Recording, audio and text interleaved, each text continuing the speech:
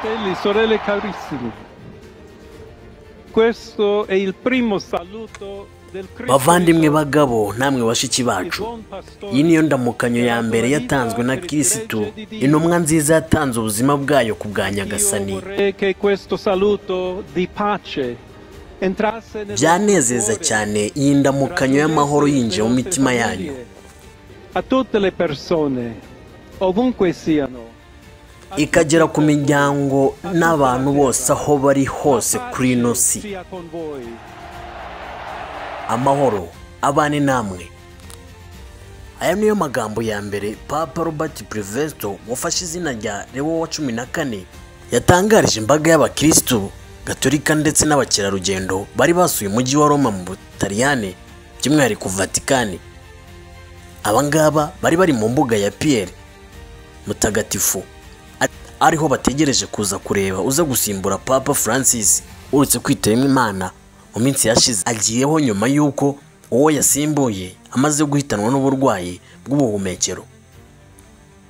Uyu mugabo benshi bamwifurije amahirwe masa kuri buno buyobozi bw'iyi ntebe ya Kiliziya ku isi yose. Papa Leo wa 14 ni umunyamerika, akaba ariwe mupapa wa mbere ukomotse muri Leta Zunze Ubumwe za Amerika. Ubu ngubu Papa Leo wa 14 agiye kuyobora Kiliziya Gatolika kuva Roma mu Butaliyani ndetse no ku isi hose. Izi nshingano agiye gukorera mu ngata mugenzi we witabye Imana Papa Francisco werutse kwitaba Imana muri kuno kwezi kwa kane tuvuyemo. Aya matora abaye mu gihe buri wese yarahanze amaso Kiliziya Gatolika bibaza uzasimbura Papa Francis.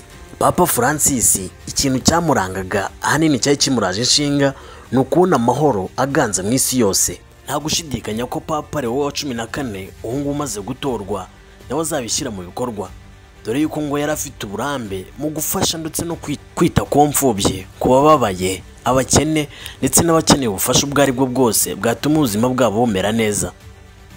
Hari kwibazwa impamvu ashobora kuba yahisemo izina rya Leo wa 14. Ibi ngibi ngo nta kabuza uko yigeze kubaho Papa witwa Leo wa 13, akaba nawe yari umuntu mwiza cyane, yarafashaga ndetse akaba yaragiraga imico myiza ndetse n'imyitwarire myiza mu bigendanye n'imibanire y'abantu.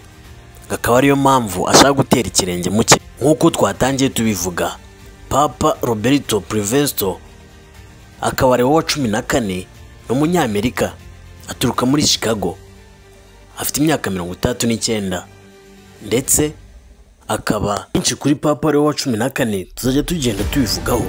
Njya gutegura kino kiganiro nkanakikugezaho ndi M Kwizera Elize, naho gutaha.